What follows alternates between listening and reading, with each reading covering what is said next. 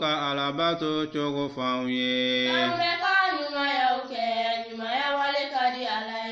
nyuma ya tele na kando ka kira kanu chogo fauye nyuma ya tele na kando ka farida seli chogo fauye nyuma ya tele na السلام عليكم ورحمة الله وبركاته. أعوذ بالله من الشيطان الرجيم. بسم الله الرحمن الرحيم. إن الحمد لله نحمده ونستعينه ونستغفره ونعوذ بالله من شرور أنفسنا ومن سيئات أعمالنا من يهده الله فلا مضل له ومن يضلل فلا هادي له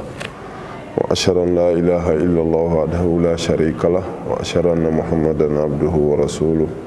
صلى الله عليه وسلم وعلى آله وأصحابه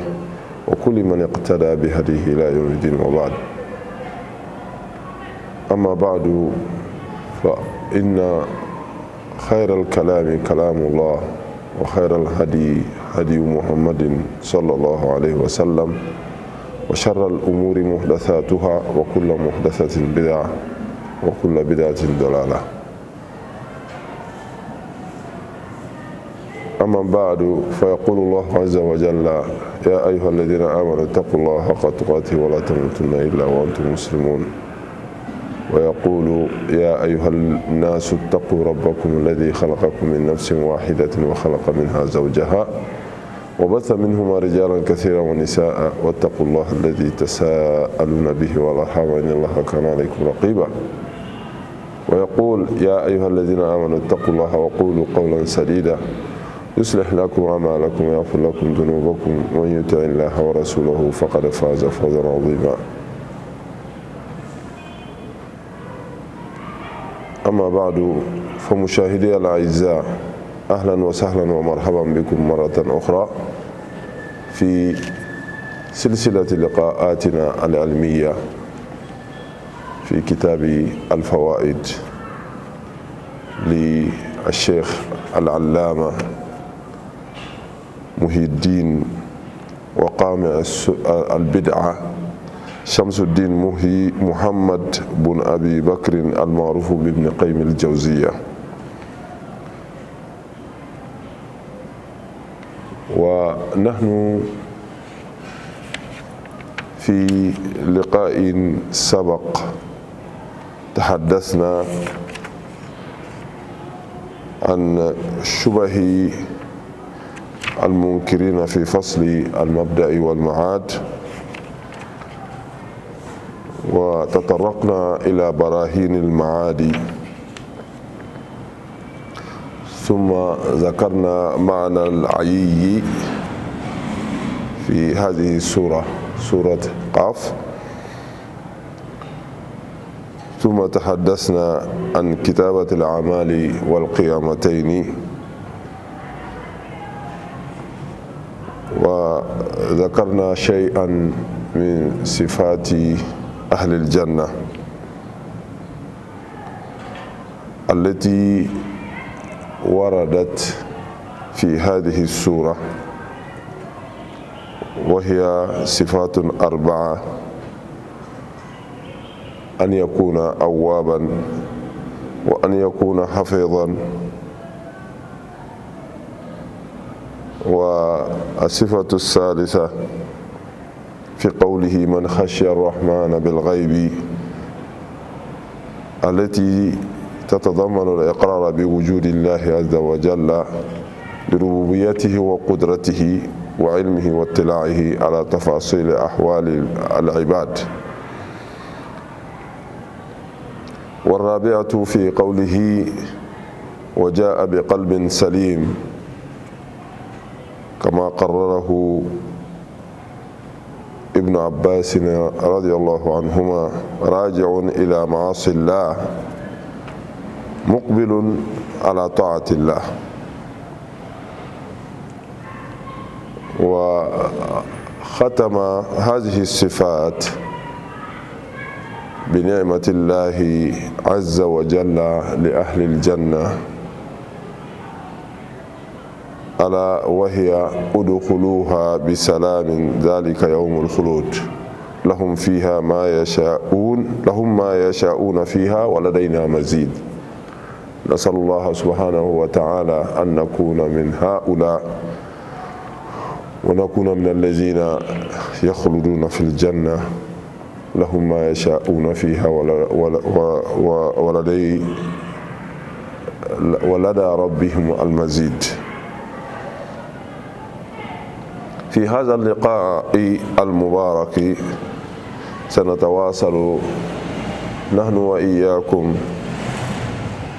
فيما ذكره المؤلف تتمة لهذا الفصل الذي عقده في المبدأ والمعاد من سورة قاف. ونسأل الله سبحانه وتعالى أن يجعلنا من الذين يستمعون القول فيتبعون أحسنه. أم يلتنو أم بدمجنا في ما يفضلي أم شريعة كفوبة من سيتي جنسرة في فناكرا كليني أم شريعة كفانكتي محمد صلى الله عليه وسلم على كجون وكتشدنو أم يلا دلالة كسين ما جاء كناس دونغو وناجنو ونسلم يمان بلا جلي فقط سيال كما دوما. Utemeno kwa mbadeu kuma mi ningalonta la peu kuma kauna o yalla subhanahu wa ta'ala kuma kai wa tabulu la son herama o yalla kira sallallahu alaihi wasallam ka tabulu min ka jugu ka teme tabulu be kan o de kokura sintilew ye kokura sintilew diine kono ni hakilinaw ye dalute mununa abela jelen ye bidiyaw ye wa bidia bela jelen fili an Allah subhanahu wa ta'ala de la kan kisi kan tanga fili kololo ma. Allah subhanahu wa ta'ala ko Qur'an kono maw munu ye limaniya jon ye ay sirala nya o kana son saya kana o taw buluma kaso awni ala te jon fe ni islam ay o ko fa ya ngole ni aramadiya toy kanga san tiginye antigimi anda kabon ni kelena sima sa siye balama siraw munum bi na anga aramadiya kono isete mina ni sebe mina min bi sa ife no e fure ani isete mina ni ibange bawo bi bange ki bla o kono nunun bɛɛ lajɛlen balimaya sira a sinjiya sira k'an k'a kɔlɔsi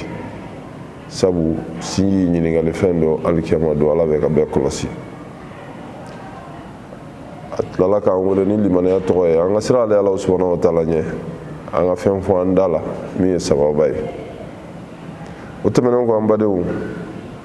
k'aw fo ni silamɛya foli ye n'o de ye assalamu alaikum wa rahmatullahi wa barakatuh. An ka nin sigi in kɔnɔ i n'a fɔ o delilen b'a la cogo min an ka waladaw don minnu bɛ kuma gafe nin kan n'o de ye kitabul fawaidu ye n'o ye ibnu qayyim al-jawziya ale ka gafe don. An ka walada tɛmɛnenw an tun bɛ babu de fasulu de kɔnɔ fasulu min bɛ kuma ɲɛnamaya daminɛ cogo ani a laban cogo. a ye fɛnw minnu fɔ o la suratu qafu kɔnɔ an ka walada tɛmɛnenw na an da sera o ma. an bɛ jɔ tuma min na an kumana sifatu ahlil janna arijinɛ kɔnɔmɔgɔw olu mankutun ba naani an da sera olu ma. a ko o fɔlɔfɔlɔ ye k'a fɔ arijinɛ kɔnɔmɔgɔw tɔgɔma sere u mankutun fɔlɔfɔlɔ o de ye k'a fɔ u bɛ segin ala subhanahu wa ta'ala ma tuma bɛɛ ka bɔ ala sɔsɔw la ka alabatow kɛ. o hakili bɛ jigin u ka jurubiw la o kɔfɛ u bɛ tubi ka taa ala subhanahu wa ta'ala ma. o kɔrɔ ye k'a fɔ u mankutun fɔlɔfɔlɔ de ye tuma bɛɛ tubi ye. mangutun filana k'a fɔ Ala subhanahu wa ta'ala ye fɛn fɛn kalifa u ma u b'o latanga kosɛbɛ. Ala subhanahu wa ta'ala ye fɛn fɛn kalifa u ma hakɛ kow la ani nɛɛmaw la u b'o latanga kosɛbɛ kosɛbɛ. U mangutun sabanan o bɛ tali kɛ Ala subhanahu wa ta'ala min n'ale de ye danfɛnw tigi ye u tigɛlen b'a kan k'a fɔ a bɛ yen, u tigɛlen b'a kan k'a fɔ ko a se ka bon, u tigɛlen b'a kan k'a fɔ dɔnni dunge don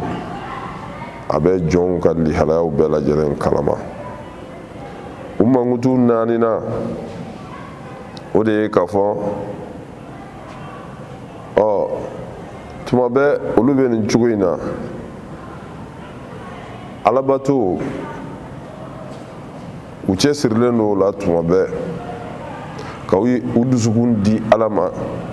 k'u farikolo di Ala ma ka Ala ko baara. Ko ninnu tigilamɔgɔw alikiyama don Ala subhanahu wa ta'ala bɛ mɛlɛkɛw yamaruya k'a f'u ɲɛna k'u ka don arijinɛ kɔnɔ ni kisi ye. O ye bada don daminɛlen ye. Fɛn b'u ye arijinɛ kɔnɔ o don fɛn fɛn mana u diya nɛɛma kow la wa Ala subhanahu wa ta'ala bɛ tila ka dɔ fara u kunna. Ya Rabbi, an bɛ Ala subhanahu wa ta'ala deli Ala k'an kɛ olu cɛ la. Ne ni e an bɛ Ala subhanahu wa ta'ala deli Ala k'an kunnadiya k'an kɛ olu cɛ la. Ala kana hinɛ don an yɛrɛ la, Ala k'an jigi tugu, Ala kana an kɛ maa si sago ye, Ala k'an k'an yɛrɛbakun sago ye. O kɔfɛ kitabutigi n'o ye Ibn Qayyim al-Jawziya ye, a ye nin babu in a ye a tɔ nin fasulu in a y'a tɔ ɲɛfɔ ka taa. O de la a ko ثم خوفهم بأن يصيبهم من الهلاك ما أصاب من قبلهم وأنهم كانوا أشد منهم بطشا. O kɔfɛ ko Ala subhanahu wa ta'ala a dun ye bagabagali kɛ koyi, a ye lasiranin kɛ fɛn ka damatɛmɛbagaw sɔrɔ min ye maaw sɔrɔ mun kɔnna u ɲɛ, minnu fanga tun ka bon ka tɛmɛ u fanga kan, ni fanga u yɛrɛbakun fanga de bɛ ka u lajama k'u bila dansago sira kan. Maaw tɛmɛna minnu fanga ka bon u ta ye, Ala subhanahu wa ta'ala a y'olu minɛ, a y'u halaki. walam yadfa anhumul halaku shiddata batshihim, u ka senko la an'u ka fangabatigiya o ma se ka don ni Ala subhanahu wa ta'ala cɛ tuma min na Ala subhanahu wa ta'ala ye halaki laɲini n'u ye. wa annahum inda al-halaki taqallabu wa tafu fil bilad, tuma min na Ala subhanahu wa ta'ala tun bɛna u halaki u ye dugukolo yɔrɔ bɛɛ kɛ boliboli la, u ye dugukolo yɔrɔ bɛɛ kɛ munumununi na, u kɔnɔna fililen don. wa hal yajiduna mahisan wa manjan min adabillah, yali u bɛ se ka kisi yɔrɔ sɔrɔ cogo min na, u bɛ se ka dɛmɛbaga sɔrɔ u la cogo min na ka bɔ Ala subhanahu wa ta'ala ka ɲangata ma tuma min na a nana. qala qatadata khasun khada a'da'ullahi fawajadu amrallahi lahum mudrika. ko Ala subhanahu wa ta'ala jugu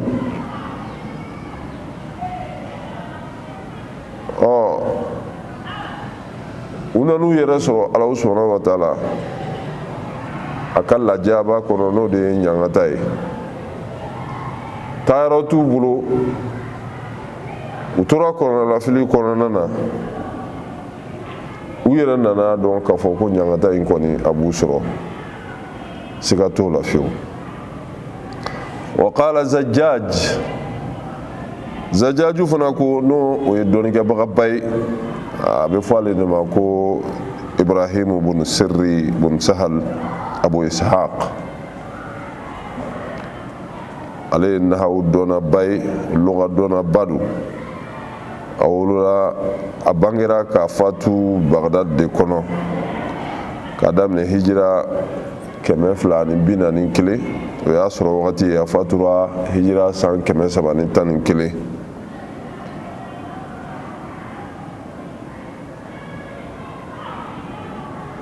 ale y'i kanto a ko tuufu wa fattishu falam yaraw mahisan min al-maut. ko u munumununa diɲɛ yɔrɔ bɛɛ ka ɲinini kɛ yɔrɔ bɛɛ u bɛ se ka cogo sɔrɔ u yɛrɛ la cogo min na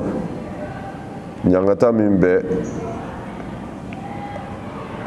u bɛ se ka kisi a ma cogo min na falam yaraw mahisan min al-maut.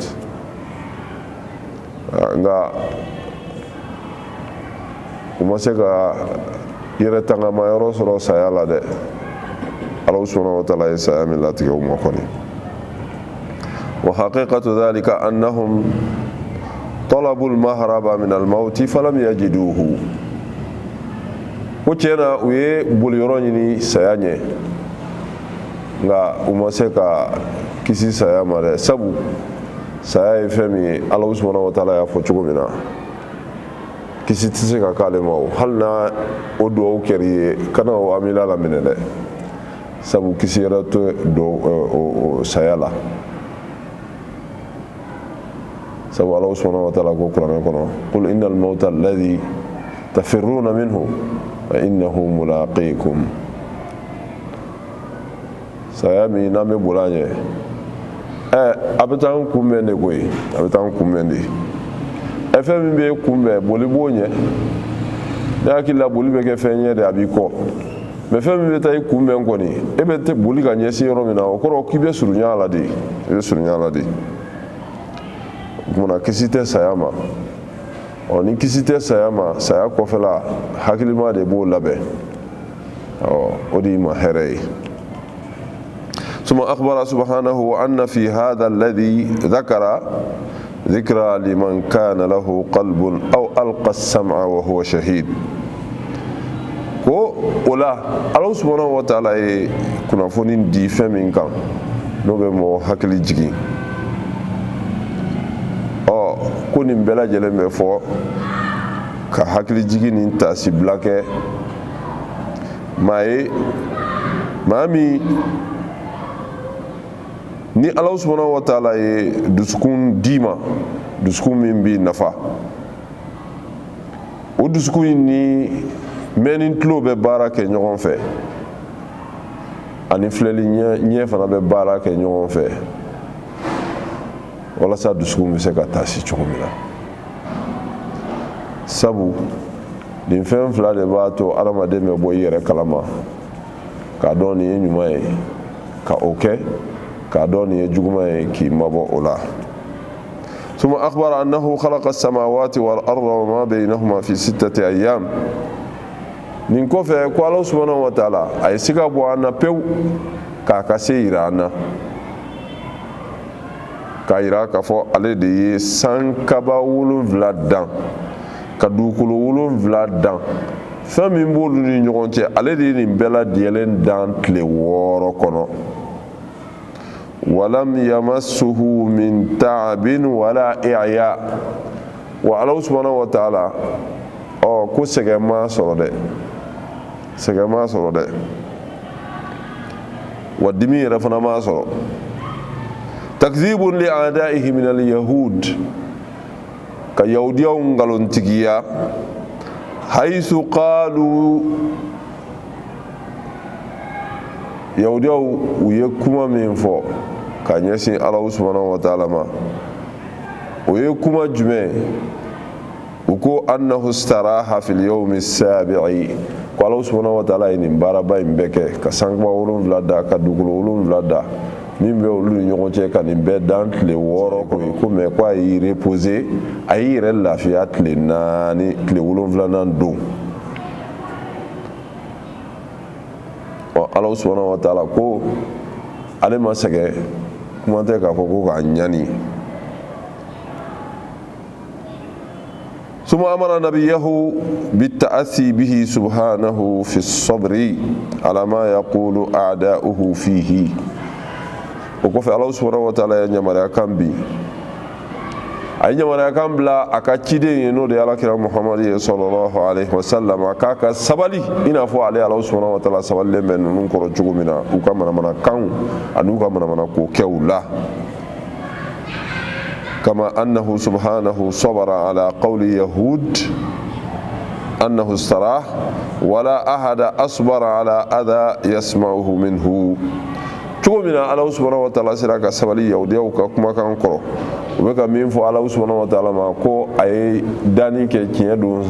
لورو كم كاي إير اللافيات لولون فلانا الله بك سبالي وكما كان دان تمن ولين كرو تقولنا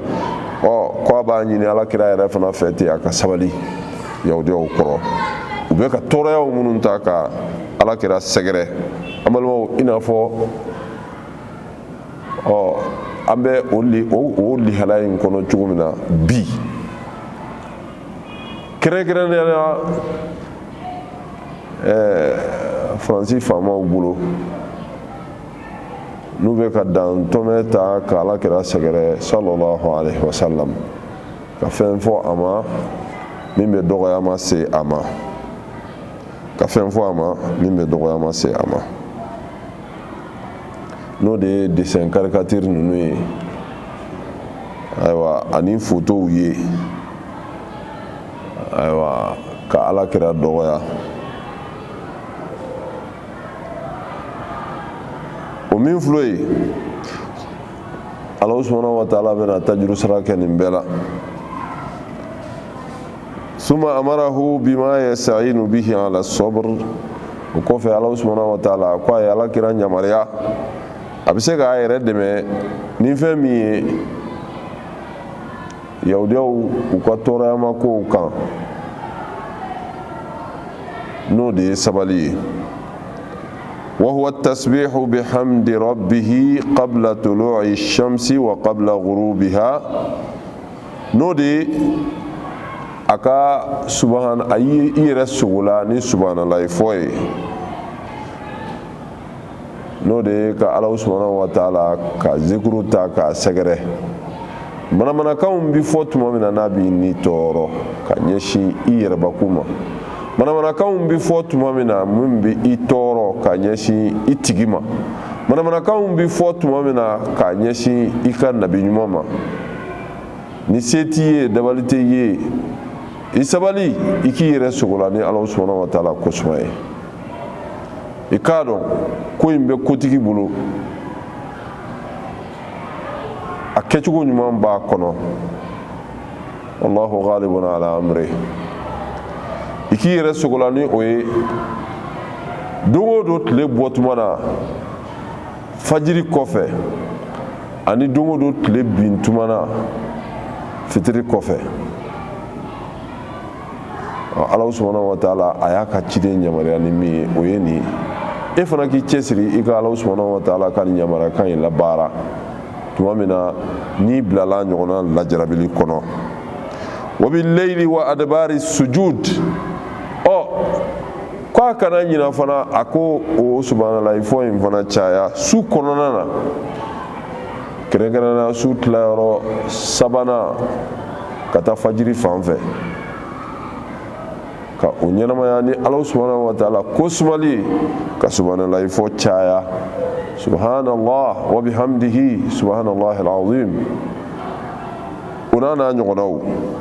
wa adbara sujudi ani sujudu kɔfɛ an sigilen kɔ subhanallah seli fardaw kɔfɛ subhanallah siɲɛ 33 o ye fɛn hakɛ jate dɔɔni o ye zikru muqayyadu ye mais n'i y'a bila mutlaqu kɔnɔna na dan tɛ min na i tɛ kɔlɔsi ta o kama o tuma na i kɔni b'o fɔ de fo ka taa se hakɛ la hakɛ min mana i diya maa minnu bɛ zikiriw di mɔgɔ ma ka tɛmɛ hakɛ sigilenw kan olu ye alabatow de ye minnu farati de b'a kɔnɔ a bɛ kungo se i ma sabu alakira sallallahu alaihi wasallam maa si tɛ se ka ala dɔn ka ala bato ka ɲɛ ka tɛmɛ ale ta kan a ye hakɛ sigi min na dan o la a ma hakɛ sigi min na o kɛ i seko ni damayira la i mana sɛgɛn yɔrɔ min na i b'a bila o yɔrɔ la kana fɛn wajibiya i yɛrɛ kan nɔmurula zikurula alakira sallallahu alaihi wasallam a ma baara kɛ min kan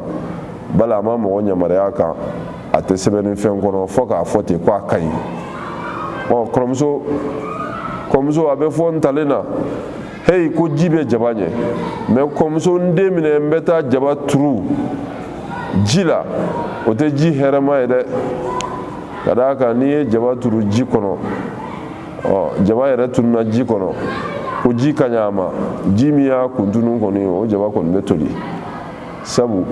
n'i y'a ye jaba kɔni bɛ kɛ jaba ye ayiwa a kun bɛ kɛnɛma a bɛ fiɲɛ fana sɔrɔ a bɛ tile sɔrɔ sinon n'a fɔra ko ji b'a ɲɛ n'i y'a turu ji kɔnɔna na k'a fɔ a kun tɛ ji kɛnɛmala sɔrɔ i b'i yɛrɛ mago sa fɛn o fɛn n'a ka ɲi a hakɛlama don zikuru ka ɲi mɛ k'a kɛ hakɛla hakɛ min ni dansago de b'o la siɲɛ 300 ni 13 siɲɛ 11 ni 111 wa hakada ka taale i b'o nɔnburu minnu ye k'u bɛ f'i ɲɛna k'i k'a kɛ dɛ k'a nafa ka bon dɛ olu ye sitanɛ ka bondaw de ye minnu dayɛlɛnnen don kana kɛ zikuru kɛ kana kɔnte n'i tɛmɛna hakɛ kan alakira sallallahu alaihi wasallam a ye hakɛ min fɔ i jilaja o la a ka don mutlaku kɔnɔ dan sigilen tɛ min na sinon n'o kɛra i b'i yɛrɛ sɔrɔ sitanɛ ka bonda kɔnɔ n'a m'i minɛ ala sɔsɔ la a b'i minɛ ala bato yɛrɛ bonda kan i ka ala bato kɛ ka dan sago o tuma na n'o kɛra ale sago bɛ sɔrɔ i la ala k'an kisi k'an tanga faqila huwa alwitru umar ani ali ibn abi talib olu y'a yira k'a fɔ ko nin kuma in laɲini tɛ dɔwɛrɛ ye ko witiriw de ko don maa bɛ witiri minnu seli su fɛ ayiwa safo selilen kɔfɛ jɔko 3 in kɔni min bɛ seli a bɛ fɔ de ma ko witiriw kelen min bɛ a laban yɔrɔ la o de b'a witiriya sɛmɛntiya o de la alakira sallallahu alaihi wasallam a y'a fɔ ko witiri 2 tɛ su kelen kɔnɔ ka d'a kan n'i ye witiri seli siɲɛ 2 o y'a bɔlen ye kelenya la a bɛ laban ka kɛ 2 ye ala ka faamuya di an ma wa qila rak'atani ba'da al-maghrib dɔw yɛrɛ fana y'a yira k'a fɔ a kɔrɔ tɛ dɔwɛrɛ ye ko de ye fitiri selilen kɔ mɔgɔ bɛ jɔ ko 2 min seli dɛ fatiha kɔfɛ n'i bɛ kul ya ayyuhal kafiruna kalan arakan fɔlɔ la arakan 2nan na fatiha kɔfɛ i bɛ kul huwallahu min kalan ko rakan 2 min bɛ seli dɛ ko de laɲininen don ala subhanahu wa ta'ala bɛ k'a ka ciden yamaruya a k'a yɛrɛ sogola ni olu ye wal awwalu قول ابن عباس والثاني قول عمر وعلي وأبي هريرة والحسن بن علي وإحدى روايتين عن ابن عباس وعن ابن عباس رواية ثالثة أنه التسبيح باللسان أدبار الصلوات المكتوبة أننا رواية ورلا مين ابن عباس كا رواية لباي ابن عباس ko o la k'a fɔ ala subhanahu wa ta'ala ye ala kira ɲamaralen min kɛ nin ye seli fardaw nanfilaw minnu ka kan ka kɛ su fɛ ani subhanalahi kuma minnu fɔra ko a laɲini ye subhanalahi fɔ de ye ni nɛ ye at-tasbihu bil lisan adbara salawati al-maktubat seli fardaw kɔfɛ maa bɛ sigili min kɛ k'a fɔ subhanalahi siɲɛ 33 o hakɛ dɔnnen don k'o de laɲininen de don i ka temps sɔrɔ i ka wagati sɔrɔ i k'olu kɛ i mana teliya ɲa o ɲa ma i jilaja i k'olu kɛ dɛ i sigira sa k'a kɛ o kɔni de nafa ka bon i ma sigi k'a kɛ i tatɔ i sen fɛ k'a kɛ mɛ i jilaja a ka kɛ dɛ awɔ subhanalahi min bɛ fɔ faridaw kɔfɛ Ibn Abbas ko ala ka diɲɛ bɛ a n'a fa bɛɛ lajɛlen ma o dun ye sahaba de ye ko alakira ko a ɲamarila k'a ka subhanalahi fɔ min kɛ ko min laɲininen don dɛ o de ye faridaw kɔfɛ ta ye i seli o seli farida o farida kɔfɛ i bɛ sigili min kɛ ka subhanalahi fɔ siɲɛ 33 o hakɛ dɔnnen don hali ni a y'a sɔrɔ k'a fɔ ko a ka di ye k'o ɲɔgɔnna caman kɛ i bɛ dan siɲɛ 33 in de la i man ka tɛmɛ a kan sabu o de hakɛ sigilen don sariya la o la an bɛ ala subhanahu wa taala deli ala ka hakili ɲuman d'an ma ala k'an kisi an yɛrɛbakun tɔɔrɔ ma ala kana an kɛ bidiya mɔgɔ ye ala kana an ni bidiya mɔgɔ jɛ ala k'an kisi an yɛrɛbakun tɔɔrɔ ma ala k'an balo silamɛya kan fitnɛ min bɛ diɲɛ kɔnɔ ya rabbi ala k'a wuli diinɛ in a dɛmɛbagaw ala k'u dɛmɛ diinɛ in sankɔrɔtabagaw ala k'u sankɔrɔta اللهم أعز الإسلام والمسلمين وأذل الشرك والمشركين ودمر أعداء الدين اللهم كل من أساء إلينا وأساء إلى نبينا وإلى ديننا اللهم فخذه وأري فيه عجائب قدرتك يا رب ربنا آتنا في الدنيا حسنة وفي الآخرة حسنة وقنا عذاب النار سبحانك اللهم وبحمدك أشهد أن لا إله إلا أنت أستغفرك وأتوب إليك وآخر دعوانا أن الحمد لله رب العالمين